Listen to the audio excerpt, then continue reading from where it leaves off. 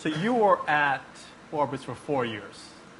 Yeah. What was that like? So Expedia, backed by a big bad Microsoft, was going public.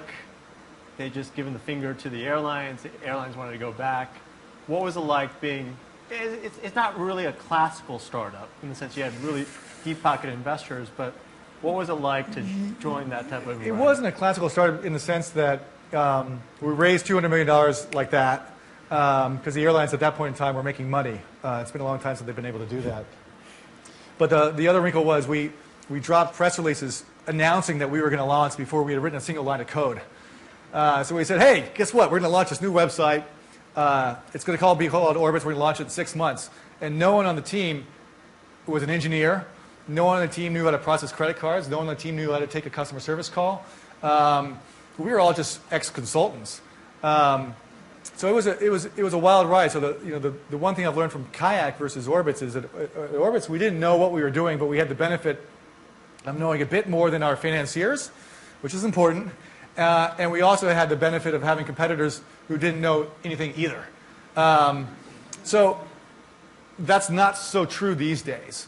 So with KAYAK, at least I had the benefit of experience, but my financiers were smarter than I was, and my competitors were much further ahead than I was. So we had a tougher climb with KAYAK, even though we kind of knew what we were doing. Yeah. Okay. And so you found, I guess Orbitz was founded around late 99 to early 2000. Yeah. A lot of money. This is the euphoria of the internet. Everything's going to get disintermediated. You start building the product, and then 9/11 happened. What was that so situation like? We actually launched the website in June 2001. So it was a year and a half in gestation. So we had missed our initial launch by over a year. And within a month, we had passed Expedia in terms of transaction volume. And we passed Travelocity 2 months later, which were the leaders in the space.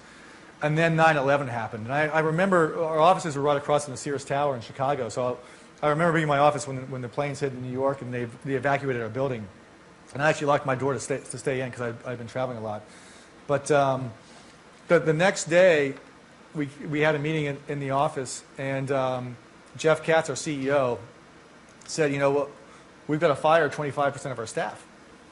And we said, well, why? We're profitable. We're doing well. And he said, well, our airlines who own us are going to do the same thing, and they're in terrible economic conditions.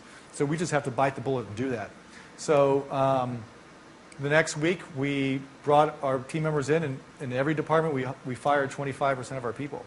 And we gave them each 2 weeks severance. And that's a terrible thing to have to do to someone when you're performing extremely well. It's not something individually they had. It wasn't a performance-related issue for those folks. And we gave them nothing in terms of severance. I mean, it was terrible. But I'll never forget that. Yeah. So, obviously with 9/11, the